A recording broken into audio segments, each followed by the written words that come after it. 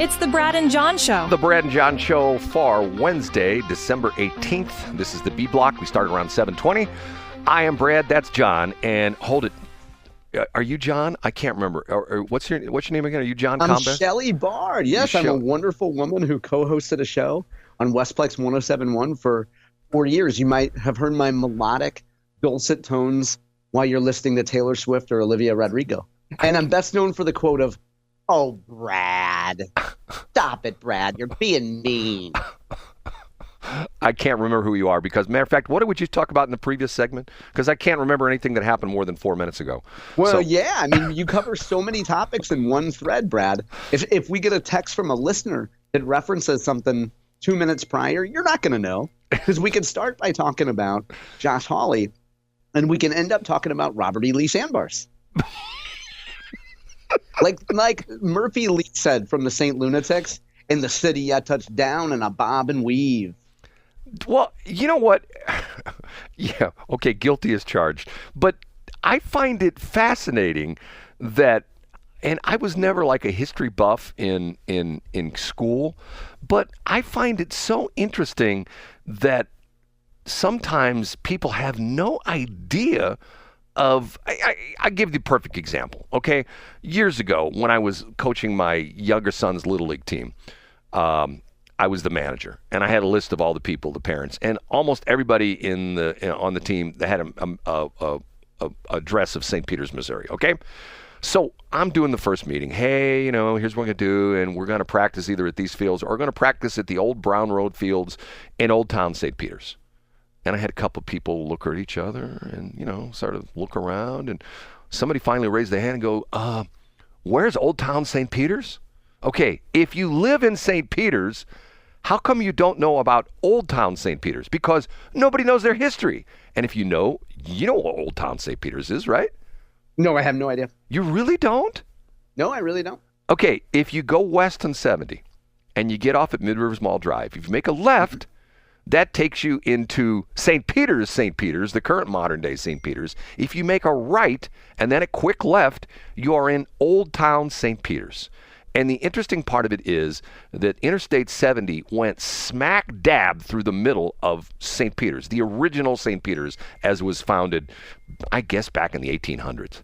And if you go on the south side of 70, there's an old church there, and there's still a couple of old buildings. But when you go on the north side of 70, and matter of fact, as you drive along 70, the right side, when you cross over Mid Rivers Mall, or cross under Mid Rivers Mall Drive, that whole area there is Old Town St. Peters. That's the place that flooded not too long ago. It was like, I think it's 2 years ago in the summer, we had really heavy rains. That's Old Town St. Peters. And there's a lot of buildings there that are, like over 100 years old. And that's where St. Peter started. But nobody knows that. And it's to the point where it's like, okay. Yeah, I mean, I didn't know that. I mean, would people have been more likely to know that back when people used to go to shopping malls like Mid Rivers Mall and things like that? Well, like, for example, I'll give you one. This is Brad's stupid trivia as well, too. There's a little town out near where you lived, which nobody remembers anymore. And when you say the name of it, people instantly think of North County, but it's not North County. You know what What's the name of it? Bell Fountain. Oh, yeah, no, I am, because there's a Bell Fountain Cemetery out here. Yeah, matter of fact, you know where Hog Hollow Road is? You know where that's at, right? I can't picture it. No. Hog Hollow Road has a special place in the heart of many car guys, because Hog Hollow Road is this crazy winding little switchback kind of thing. It's almost, if you've ever been up the hill, going on, if you go through the valley, you go all the way out in the end of actually Olive Street Road. You go past the new mall and you curve around it. I think it turns into Etherton. You go up the bluff. There's that windy road that goes. Yeah, I know. Yeah, I know that area very well. Okay, yeah. And eventually that's not too far from like the premium outlets and all that. Right. That's what Hog Hollow Road is, right off Olive. And that area used to be called Bell Fountain. And matter of fact, what's interesting about this is, once again, there's a building that, and you probably have gone by it many times, right on the corner of, they renamed the road, and it used to be called, they actually renamed the road and they moved it. It used to be, Wild Horse Creek is not the original Wild Horse Creek Road. They moved it over. And if you go, you know where this is because you joked about it before. You know where the trailer park is there? off of. I do know, and I haven't joked about it in a mean way. There's a lot of folks that live out there. I know it very well. Yeah. Right. That road is, if you go down to the end of that road where it hits. Baxter. It hits Edison right there. Well, it hits Edison. Hits Baxter. It runs into Baxter and then it hits Edison, okay? Right on the corner, there's an old building that dates back to the 1800s. That used to be a bank building. That was like one of the original, that strip of houses along there. If you go and look at those houses, a lot of those houses are very old, going back to the late 1800s, early 1900s. That was the original part of Chesterfield. And what I've talked about before, my dad talked about this all the time, and I actually had someone call me a liar, and I actually pulled up the story. I think we talked about this one time before. During World War II, they brought in Nazi prisoners of war into what is now Chesterfield Valley, and back in the day was called Gumbo Flats. There was actually a German POW prison camp down there about, and you're going to laugh when I tell you this, about where the Lowe's store and the Home Depot is. No way. Yeah, there was a German POW camp. And matter of fact, the interesting thing was that my dad told me this, that after the war was over, those guys didn't want to go back home. They wanted to stay. They were like, we don't want to go back to Germany. And I think some of them actually escaped, and I think a few of them were never found again. They actually, took on different identities the whole bit. But that was a German POW camp, and well, they loved being out there because, I mean, think about it. If you're a POW, you have access to Good Sense, you have access to Rock and Brews, you have Espina's across the road, and you also have Caldi out there. You throw all these crazy things. You know what? I have to tell you, when I go to Columbia, Jefferson City, and this is not me, I don't know. I've spoken with one or two of the brothers that own the radio stations there. You know who I'm talking about. Name escapes me right now. Is John makes fun of me because my memory's going. But the Zimmer brothers. Okay, when I go to Jefferson City, I love listening to the Eagle, which is their talk station. It's so well done, and Y107, which is Cosmo in the morning. Cosmo and his new wife Kat. They just were almost a finalist for one of the morning shows of the year award. They actually went to New York City. I think they came in like second or third. They are the Cosmo show, you mean? Oh yeah, in Jefferson, wow, Columbia, Jefferson awesome. City. Yeah. They do great radio, and what's amazing to me is a lot of these small market stations are really doing good radio because you know why? They're not owned by the iHearts and the Odysseys of the world. They're doing local stuff. When you listen to like the Eagle, you get a real feel. For example, I saw something yesterday that Scott Fawn sat in on the morning show. Was it yesterday or was it Monday morning? He was the morning host on Down at the Eagle. Yesterday. Was it yesterday morning? Okay. Do I tell my Jefferson City story, the DOR story, or not? Yeah, please do. I think it'd be awesome. I don't know it. You haven't told me. I don't know if you remember that, but you haven't. I don't know it. Okay. Yesterday went down to Jefferson City, and John, finds this interesting that I drive all the way to Jefferson City to renew my license plates. Okay.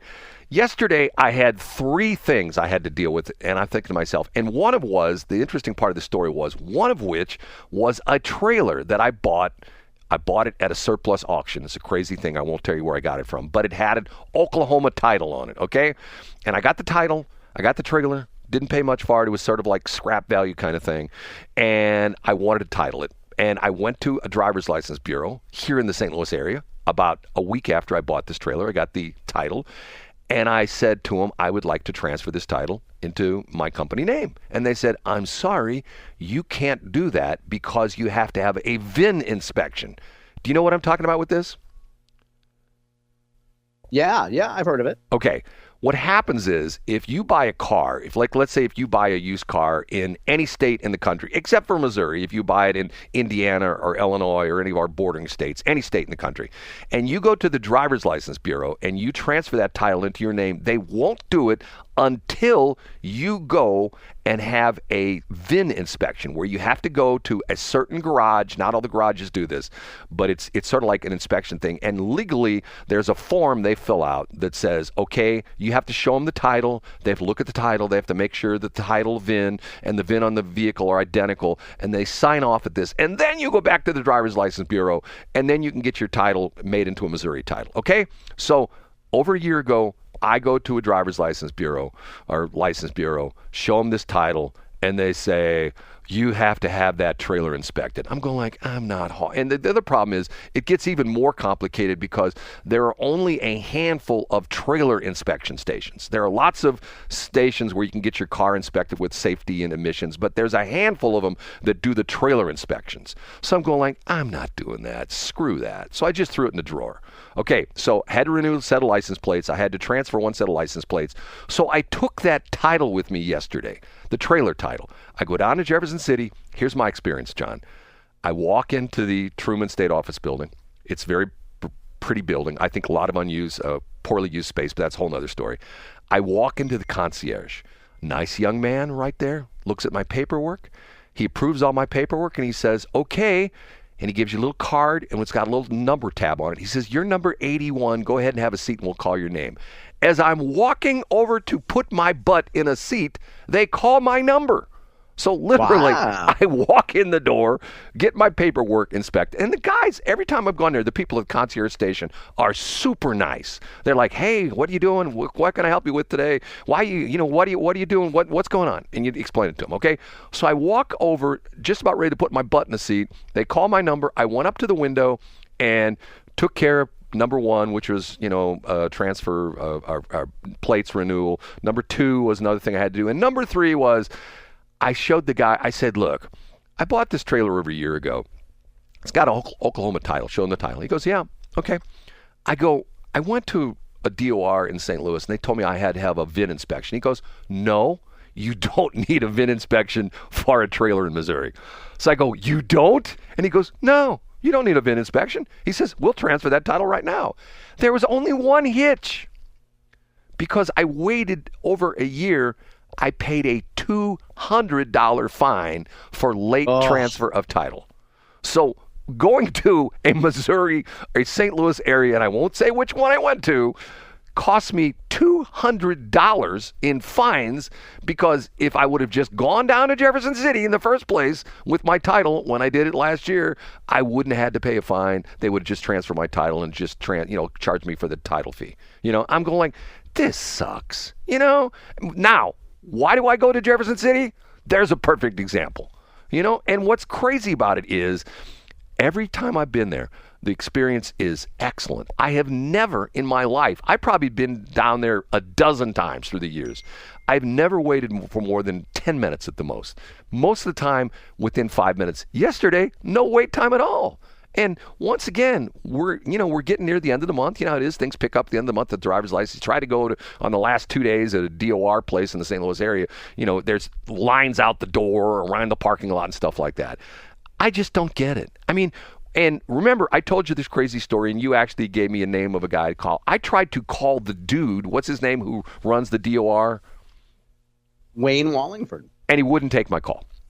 And well, yeah, probably for good reason. But to your point, Brad, let me interrupt. Don't you think this is the type of story, because the local office costs you $200?